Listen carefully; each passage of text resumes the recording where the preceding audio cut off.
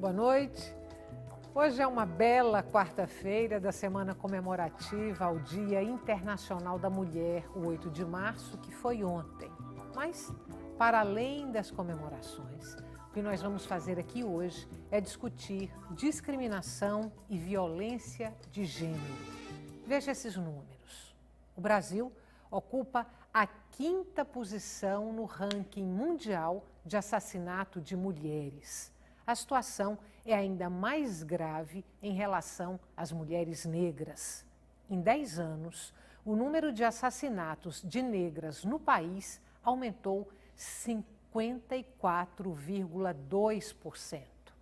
E se considerarmos não apenas os assassinatos, mas também outros tipos de violência, Pernambuco é um dos estados com maior número de vitimização de mulheres negras. Participam do nosso programa Edicleia Santos, representante do grupo Espaço Mulher, e também Mônica Oliveira, pesquisadora e ativista da Articulação das Mulheres Negras. Boa noite. Boa noite. Grata pela presença de vocês hoje aqui no Opinião Pernambuco. Olhem só, alguns desses números que eu citei aí na abertura do programa são do Mapa da Violência 2015, Homicídios de Mulheres no Brasil, um estudo realizado pela Faculdade Latino-Americana de Ciências Sociais a pedido da ONU. E aí a gente vai conversar um pouco em cima desses números e trazendo também questões outras, inclusive sugeridas por vocês. Eu queria começar comentando um ponto dessa pesquisa. Enquanto o número de assassinatos de mulheres negras cresceu 54,2% em 10 anos, e aí foi de 2003 a 2013, nesse mesmo período houve um recuo de quase 10% nos crimes envolvendo mulheres brancas. Como explicar? Por que o assassinato de negras aumenta e o assassinato de mulheres brancas diminui?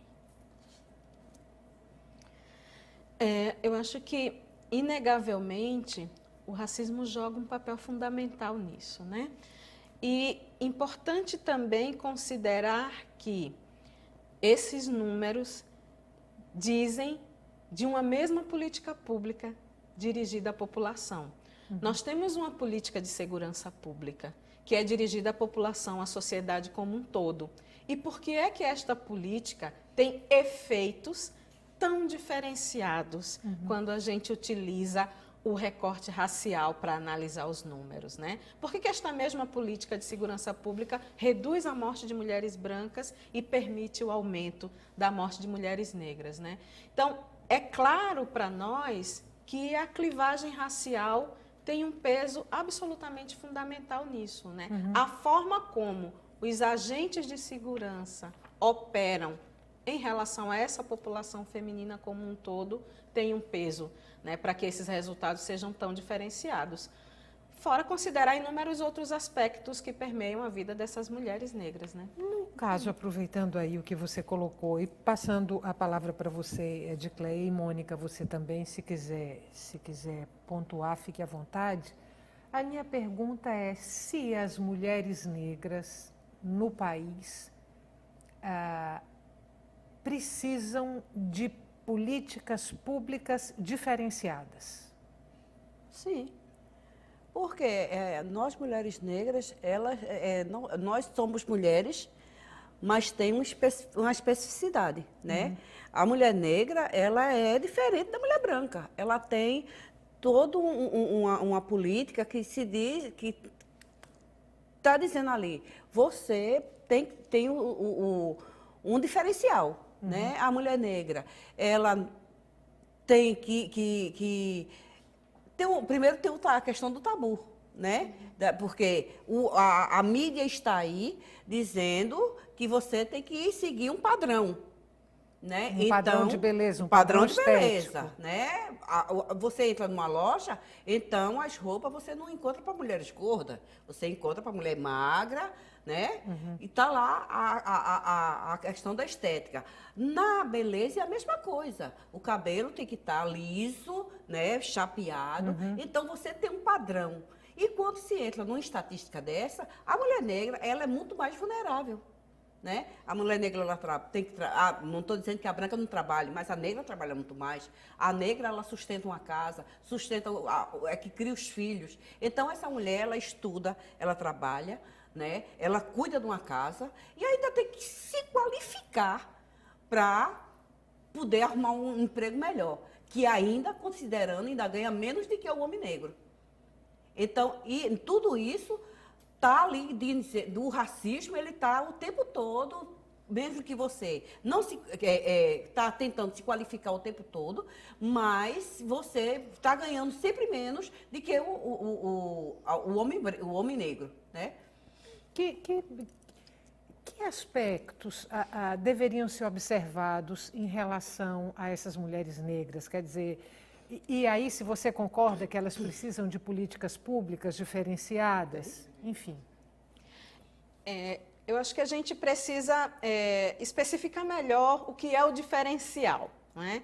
Na realidade, nós precisamos que as políticas sejam diferenciadas até certo nível. Que, por exemplo, peguemos um exemplo, né, que também fala de violência, só que por um outro ângulo.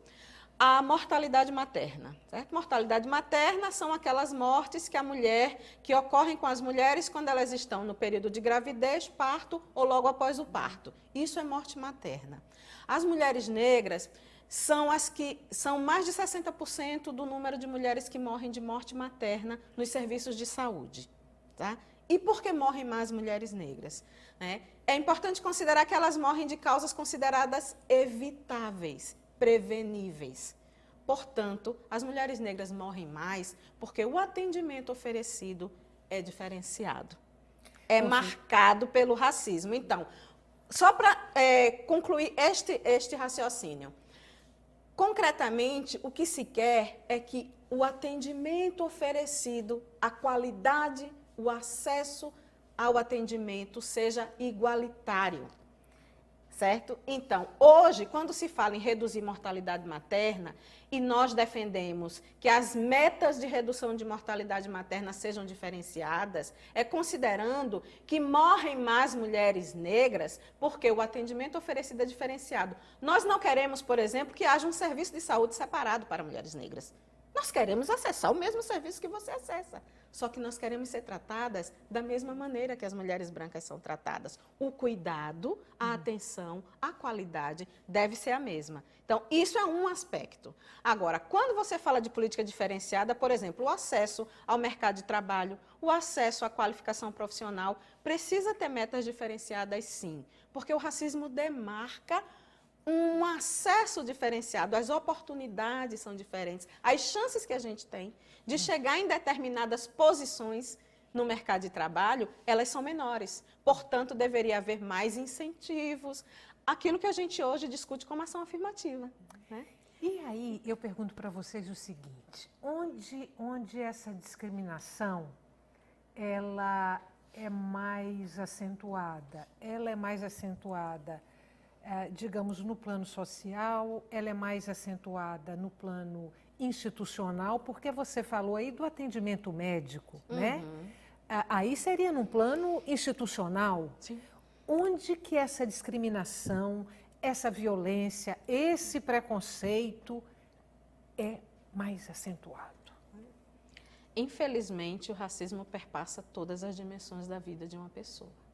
Infelizmente. Assim como a discriminação de gênero perpassa todas as dimensões da vida de uma mulher, né? A diferenciação, o tratamento diferenciado perpassa todas as dimensões. Então, a gente pode citar inúmeros exemplos de violência física e de violência simbólica, né? Aquilo que se chama de as manifestações subjetivas de violência, né? Então você tem violência na escola, quando a escola não valoriza a participação da população negra na construção do país. Isso é violência. Isso afasta as crianças negras da escola. Você tem violência na cultura, quando as manifestações culturais negras, afro-brasileiras, são apropriadas pela indústria cultural e esta população negra que produz uma cultura belíssima não é beneficiada. Isso é violência, isso empurra aquela população que vive da cultura para a marginalização. Você tem violência na comunicação, quando o corpo da mulher negra é tratado como mercadoria, e uma mercadoria de baixo custo, que pode ser utilizada de qualquer forma, desde que o homem branco deseje, né?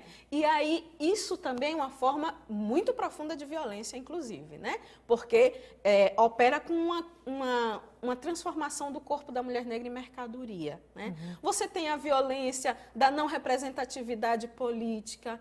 No estado de Pernambuco não existe uma única parlamentar negra na Assembleia Legislativa. Só existem 5 mulheres parlamentares e todas as 5 são brancas. Né? Enquanto a gente conversa, eu vou avisar para vocês que ao longo do programa vão entrar aí algumas fotografias de mulheres negras, lindas, mulheres que a gente admira muito. Sim. E que se destacaram na sua militância, na sua profissão, no teatro, na música, no artesanato, enfim. A gente vai mostrar essas mulheres, mas vai continuar conversando aqui. Edicleia, você faz parte de uma associação que fica onde? Fica lá em Passarinho, Recife, né? No bairro do Passarinho, que é uma associação que trabalha com a questão das mulheres negras. Isso. Me fale da associação e exatamente como é que vocês atuam. Bom, esse grupo, ele começou desde 1999. Passarinho começou, ele é praticamente uma filha do Morro, porque começou esse projeto no Morro da Conceição, que era um projeto por moradia. E aí, na época dos anos 80, se foi para Passarinho e era para 500 famílias, e aí essas famílias estão lá. Chegou em Passarinho, não tinha nada, né? Não tinha escola, não tinha posto de saúde, não tinha nada, não tinha grupo de mulheres. Então, a gente foi, tudo que tem na comunidade, a gente, e os moradores e as mulheres, foi que formou essa comunidade. E esse grupo começou em 1999, um grupo totalmente de empregada doméstica, incluindo a pessoa que fala. E a gente ia trabalhar no Acombe, que a gente conversava sobre tudo, e aí formamos esse grupo. Hoje, na época, a Luísa Batista, que é do Sindicato das Domésticas, presidente do sindicato, é uma das fundadoras do grupo, e a gente fundou esse grupo, que esse grupo está até hoje. A gente tem uma parceria com o Movimento de Mulheres, somos ativistas do movimento, somos feministas, e a gente faz um trabalho, né, sobre a questão da violência e sobre a questão racial na comunidade, com várias mulheres. Tem uma parceria com a Casa da Mulher do Nordeste, com a SOS Corpo, e a gente faz esse trabalho sobre a questão da discriminação e também da violência. A gente tem um trabalho no mês de novembro, que a gente fala especificamente da questão da população negra, né, da doença, de tudo que, né, da mulher que tem a pressão alta, de toda a questão da população negra. E no final a gente faz um sábado de embelezamento das mulheres. E aí, para as mulheres se enfeitar, fazer trancinha, maquiagem. E no final tem uma atividade cultural que é sobre a questão da população negra, um maracatu ou um afoxé. A gente faz esse trabalho na comunidade. E você acha que essas mulheres ficam mais empoderadas? Sim, né? Porque tinha mulheres que nunca participaram de grupo. A única desse grupo que foi fundado, que participava de algum grupo, era eu, que era no Morro da Conceição. E as outras começou lá, né? A gente conversando, e aí começou esse grupo lá, e foi daí que as mulheres despertaram para a vida. Porque antes elas eram as donas de casa, simples, que não saía, que só cuidava da casa, que não sabia o que era o feminismo, que não conhecia o que era gênero, né? Não sabia o que era autoestima, empoderamento. E hoje essas mulheres estão aí, todas empoderadas. E esse grupo, ele é o que deu esse olhar para as mulheres, né? Para as mulheres se ver como sujeito político. Vamos fazer um intervalo curtinho. A gente volta daqui a pouco para continuar essa conversa. O tema de hoje do nosso programa é a violência contra as mulheres negras no Brasil e em Pernambuco. A gente volta já. Você pode participar do programa enviando perguntas ou dando sua opinião pelo e-mail opiniãotvu@gmail.com, pelo telefone 3879-5444 e também pelas redes sociais no Twitter e Facebook.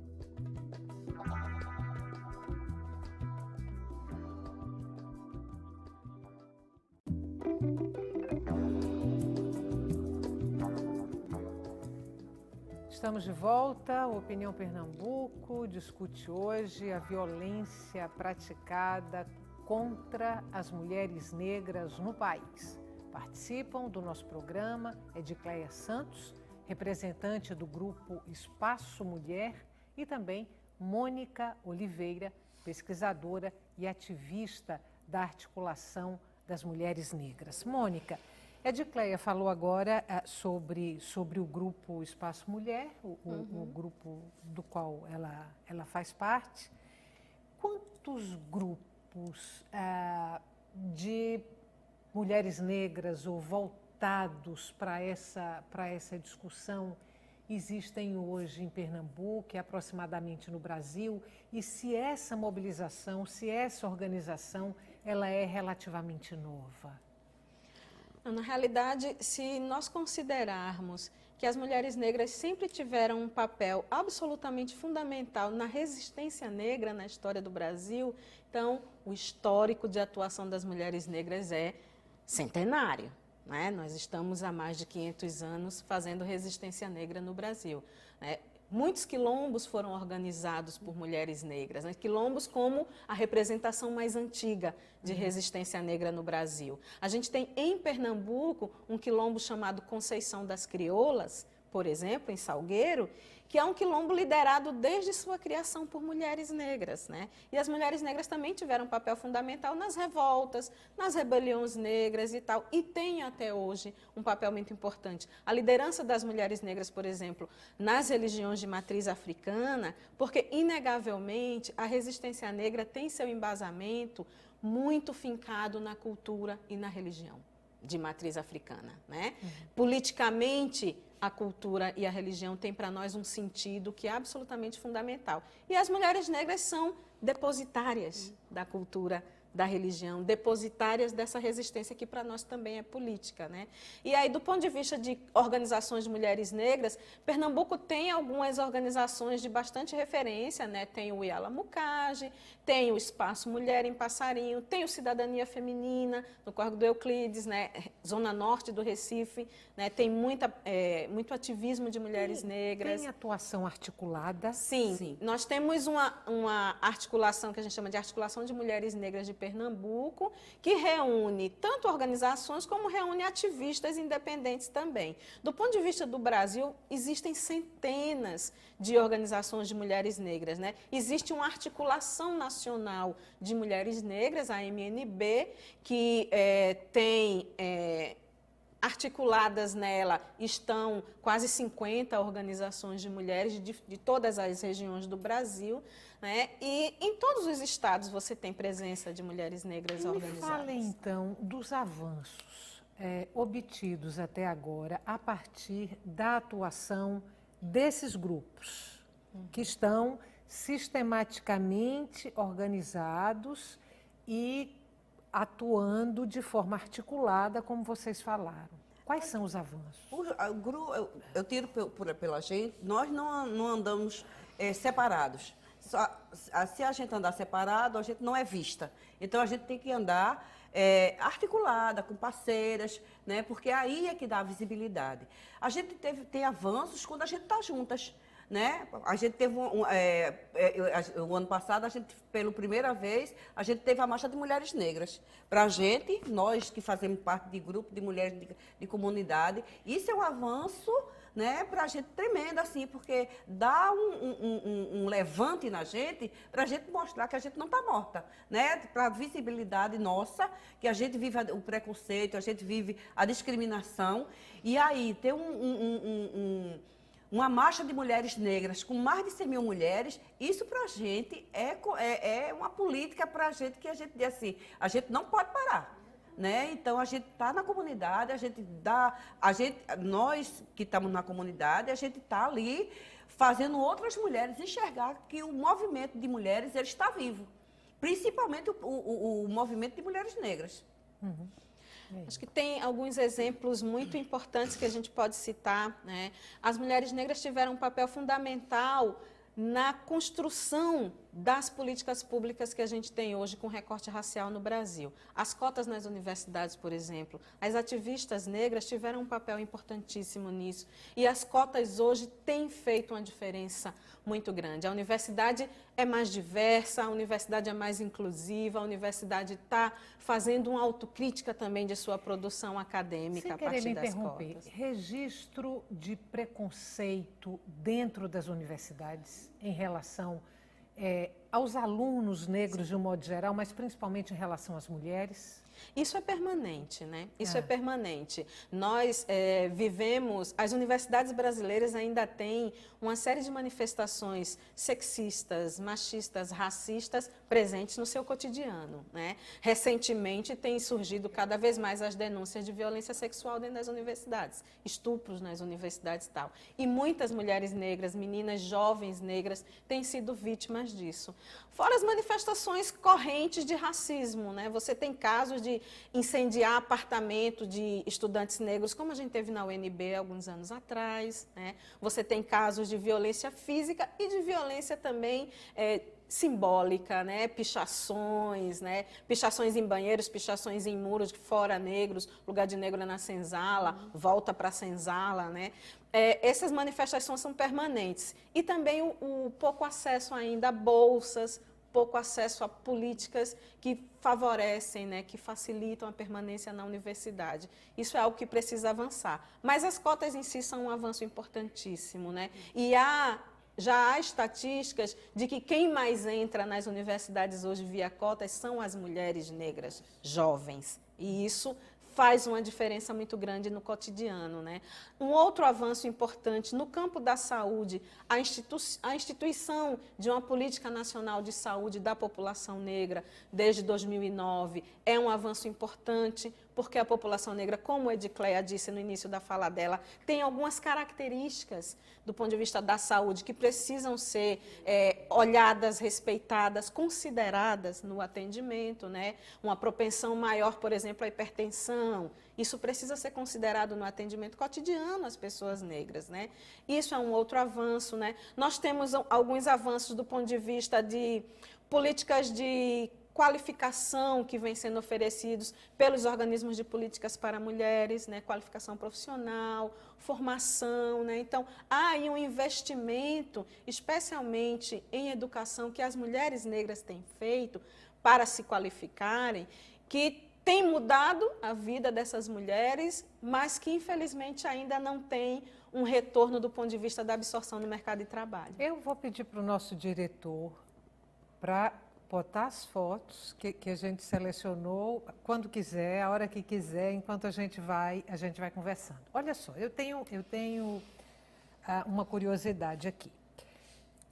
Se a gente pega assim o perfil do agressor de mulheres, e aí eu estou falando de forma geral, indistintamente, normalmente esse agressor é uma pessoa próxima da vítima, é um familiar, é um companheiro, um ex-companheiro e tal. Esse quadro, esse perfil, essa situação, ela prevalece também quando a gente faz o recorte da mulher negra, a mulher negra agredida?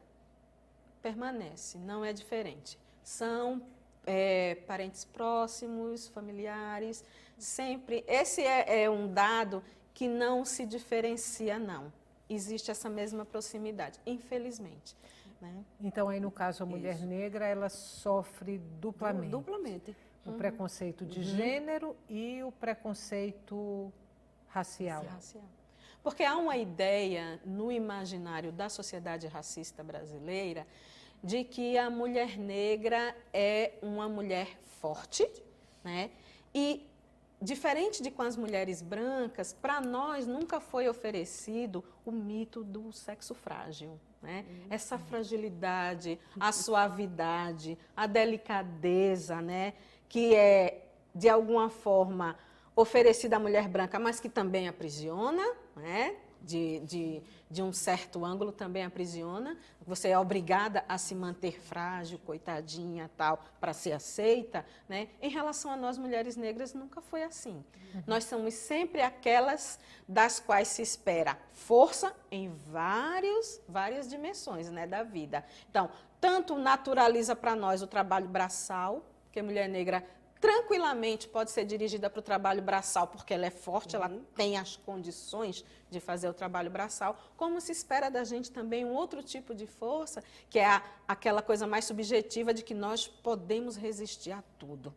Inclusive a dor quando está na maternidade. Exato. Né? As mulheres negras sofrem muito mais do que as mulheres brancas. Se eu entendi bem, no início do programa, quando você estava falando lá do grupo lá de Passarinho, você fez uma referência a trabalhadoras domésticas e você se colocou como uma. Sim. Ainda... E aí eu vou pedir um olhar seu em relação à teledramaturgia brasileira.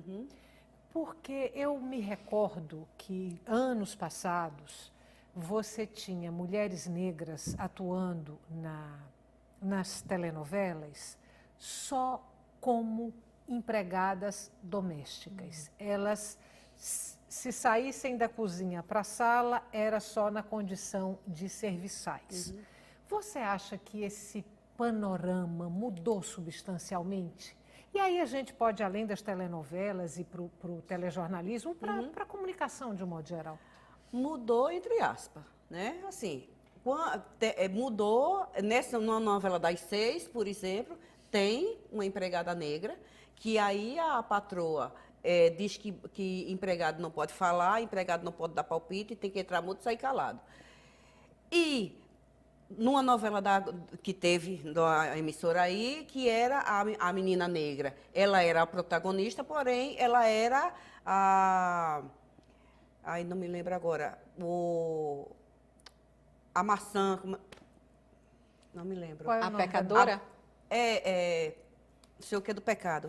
A Cor do Pecado. A Cor do Pecado. O nome da né? novela. A Cor do Pecado. Quer dizer, a menina negra era a protagonista da novela e era a Cor do Pecado. Que é aí a questão de onde está a mulher negra, né? A mulher negra, ela é vista como fácil, né?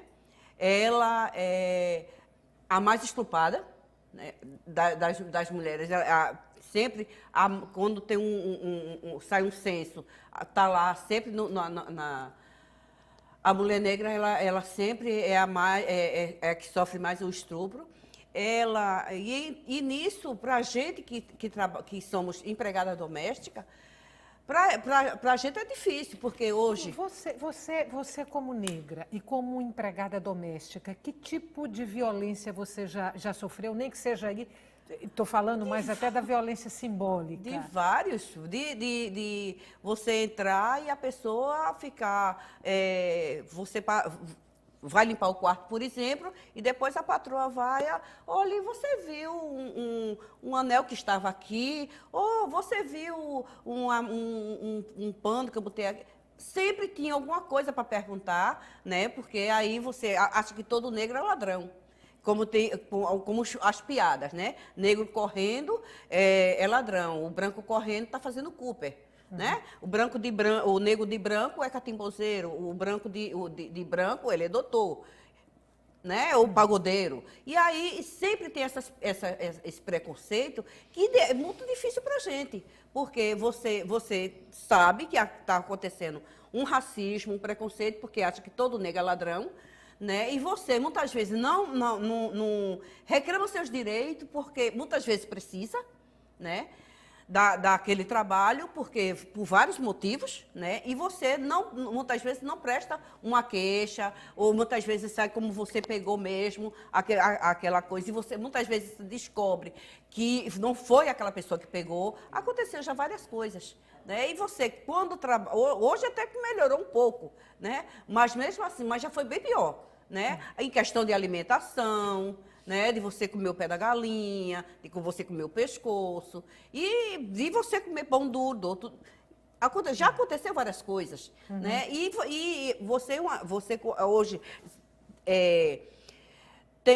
tá aí os direitos das trabalhadoras domésticas, mas ainda em muitos, a gente tem um grupo de mulheres, a maioria do grupo é trabalhadora doméstica, e a gente vê histórias assim estarrecedoras, de pegar de 5 horas da manhã, só larga de 9 horas da noite, não paga o salário que deve pagar. Mas isso aí Isso tudo é em relação às empregadas domésticas de um modo geral, exatamente, independente porque a gente conversa muito também sobre isso, né? A gente sempre está chamando o Sindicato das Domésticas também para conversar. Deixa eu lhe interromper para fazer um intervalo. Tranquilo. É rapidinho, a gente volta daqui a pouco para continuar essa conversa. Até já. Você pode participar do programa enviando perguntas ou dando sua opinião pelo e-mail opiniãotvu@gmail.com, pelo telefone 3879-5444 e também pelas redes sociais no Twitter e Facebook.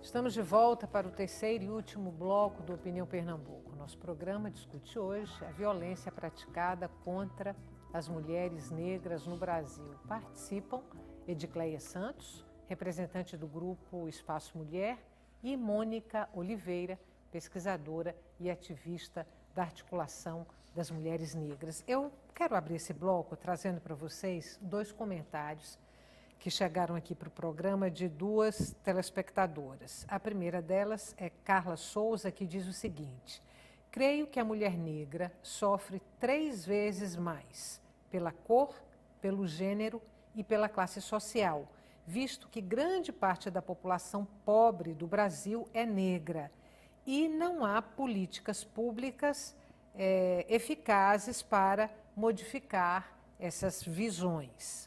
E aí Maria Costa diz que além de todas as dificuldades, todos os preconceitos, a mulher negra não pode seguir a sua religião ancestral. Uma mulher branca no candomblé, Xangô, não é vista como macumbeira. Já com a mulher negra, a história é bem diferente. Eu queria que vocês falassem sobre essa questão mais ligada, então, à religião. É assim? É isso assim mesmo. É assim mesmo, porque assim, e você que mora em comunidade, né, lá é xangozeiro mesmo, catimbozeiro, e se você vê uma mulher de pano amarrado na cabeça, mesmo que a pessoa não pode ser uma moda, ela botou porque ela quis, mas aí é tratada como, essa dona fulana é catimbozeira, ela de pano amarrado na cabeça. E o preconceito é muito forte com a questão da religião de matriz africana, né? Na comunidade onde eu moro, tem quase 20 igrejas evangélicas, 2 católicas e nenhum centro de candomblé. A única que tinha, a senhora morreu e acabou. Não tem. E as pessoas daí, graças a Deus que aqui não tem.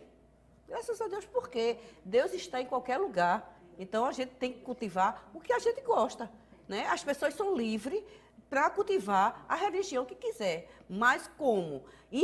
Principalmente em comunidades que a religião evangélica ela é muito forte, então as pessoas acham que todo mundo...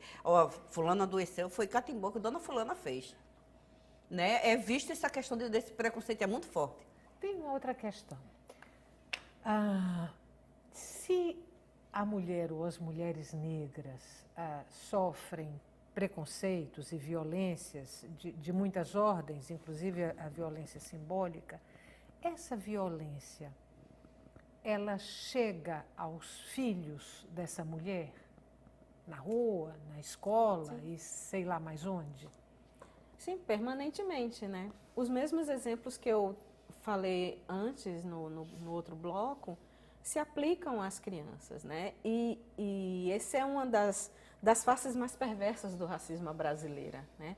O racismo faz com que a pessoa negra duvide de si mesma, porque o fato de ser sempre apresentado como algo negativo, a negritude é vinculada a coisas negativas, né? Você não tem os heróis negros, você não tem as heroínas negras, está sempre sendo vinculado ao negativo, faz com que a pessoa negra acabe... né? Não tem de direito, mas tem de fato. Sim, tem de fato. Né? A escola não nos apresenta nossos heróis e nossas De jeito heroínas, nenhum. né? Ainda que a gente tenha a Lei 10.639, que é um avanço do ponto de vista da luta do movimento Que negro, lei é que é essa? a lei que obriga o ensino da história africana e afro-brasileira nas escolas, história e cultura africana e afro-brasileira nas escolas. É uma lei de 2003, né? Então é uma lei que tem mais de 10 anos e que ainda quase que não é aplicada, né, nas escolas.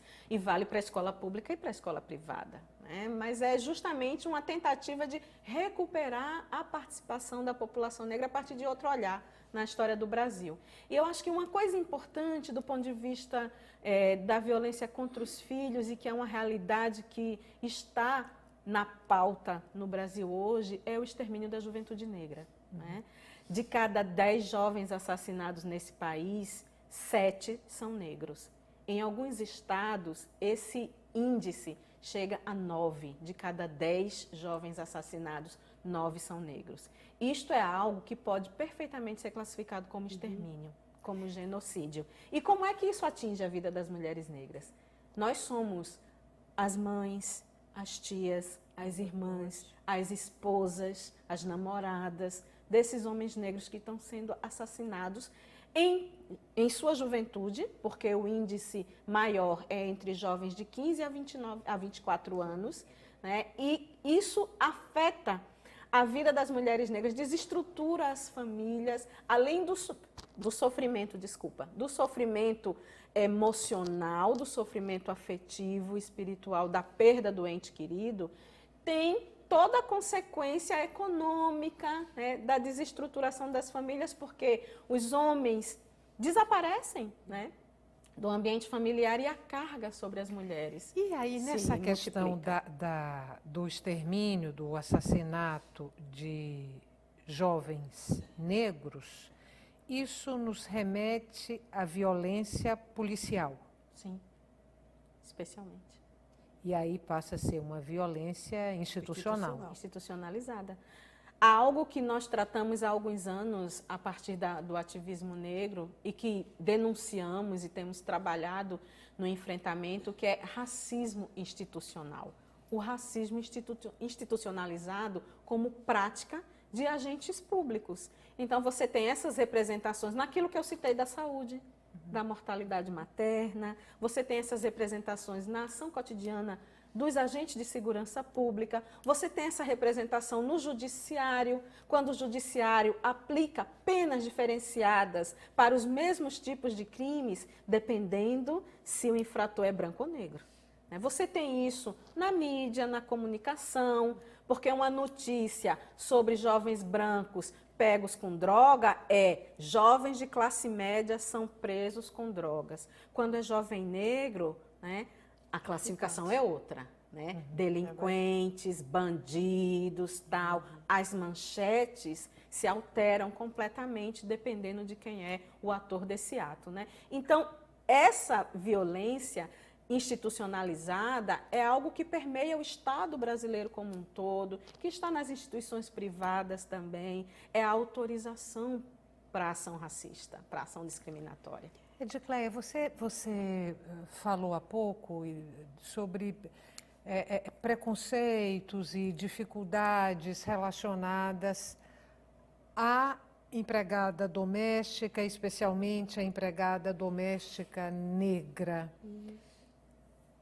O assédio sexual é uma dessas dificuldades, é um desses problemas? Também, também. Muitas chegam até a sair do serviço, porque não quer denunciar, né? Tem medo de denunciar também, porque muitas não vai acreditar, né? Vai dizer que foi ela que deu liberdade, né? E muitas delas saem do serviço por essa questão do assédio, né? E falando da questão de Mônica, eu me recordei ontem de uma roda de conversa que a gente estava no 8 de março, lá no 13 de maio, e tinha uma senhora do assentamento que ela botou dizendo que teve um problema com o neto dela e a polícia foi na casa dela. E aí os policiais simplesmente, uma velha dessa, não tem vergonha, uma nega dessa, não sei. Quer dizer, ela disse, eu não tomei providência porque eu fiquei com medo, né, de denunciar e eles perseguir, tanto a família como ela, porque acontece, né? Os meninos negros na comunidade, eles são atacados mesmo e leva tapa, muitos não estão nem com nada, mas aparece, né? E quem foi que botou?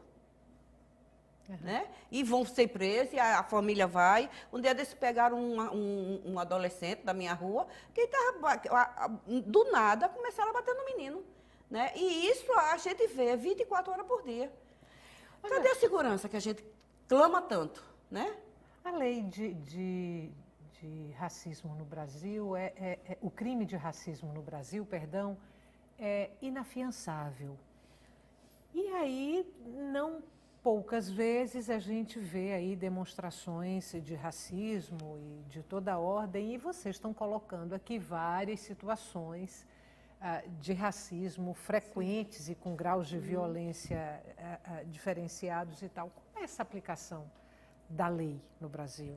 Isso é uma das grandes questões que a gente tem com o judiciário brasileiro, né? Porque ainda que a lei exista, é uma lei extremamente rigorosa, o crime é inafiançável, é imprescritível, então a qualquer momento a pessoa negra pode denunciar o seu agressor, mas a ação dos agentes de segurança pública e do judiciário vai contrária àquilo que é o objetivo da lei. Então, uma pessoa negra que assume ir até uma delegacia, fazer um boletim de ocorrência, prestar queixa do crime de racismo, na maioria das vezes, ela é atendida e é quase que se tenta convencê-la de que não foi um crime de racismo. Justamente porque aplicar a legislação antirracista significa que tem que prender o agressor, né? Que ele não pode ser solto sob fiança e tal. E a gente entende que há o tempo todo uma ação de quem atende nas delegacias para evitar isso, né? No judiciário também, né? Então há uma caracterização do crime de racismo como injúria racial, que é uma outra coisa, que a punição é muito mais leve, que procede-se de outra forma também, né? O processo se dá de outra forma, né? Então há aí não só uma certa desinformação, mas não é simplesmente desinformação. É o racismo institucionalizado, impedindo a pessoa negra de exercer seu direito. De exercer o direito que a legislação, a princípio, lhe garante, né? E que os operadores do direito e os agentes de segurança não garantem esse acesso, né? O tempo da gente está acabando, a gente está no finalzinho mesmo. Mas eu não queria deixar de tocar num ponto e queria que vocês me respondessem muito, muito brevemente, quem for responder. Eu, na abertura, falei que se a gente for considerar a violência não só como os assassinatos, mas outros tipos de violência, Pernambuco é um dos estados brasileiros com maior número de vitimização de mulheres negras. Como é que a gente pode contextualizar isso? Por que Pernambuco tem essa vitimização tão alta? Acho que é importante considerar que a região Nordeste tem uma vitimização mais alta, né? E Pernambuco é um estado que está sempre entre os 10 maiores, os 5 maiores e tal. E nós temos uma herança escravista muito forte, né? Temos aqui um discurso de que não existe racismo ou de que o racismo não é tão forte. Nós somos a pátria, a terra de Gilberto Freire, que criou toda aquela teoria, né, de um racismo cordial, da miscigenação e tal, e isso tem um efeito, sim. E, por outro lado, também o descompromisso das autoridades públicas em fazer, sim, a punição às situações de racismo, em aplicar a legislação de maneira correta, em desenvolver políticas públicas que previnam a discriminação e que também confrontem essa discriminação, em desenvolver políticas públicas que ofereçam mais oportunidades à população negra. O Estado não assume o papel que deveria estar assumindo, né? Os governos não assumem o papel que deveriam estar assumindo. Eu quero agradecer muitíssimo a participação de vocês aqui no Opinião Pernambuco. Eu que agradeço. Voltem outras vezes. Para você que está em casa, eu queria agradecer também a companhia até agora, agradecer os comentários, dizer que o Opinião Pernambuco vai voltar amanhã e dizer também que em homenagem ao Dia Internacional da Mulher, em especial às mulheres negras do Brasil, nós vamos terminar o programa de hoje com uma música interpretada pela cantora Elza Soares. Obrigada e até o próximo programa. A carne mais barata do mercado é minha carne negra. A carne mais barata do mercado é minha carne negra. A carne mais barata do mercado é minha carne negra. A carne mais barata do mercado é minha carne negra.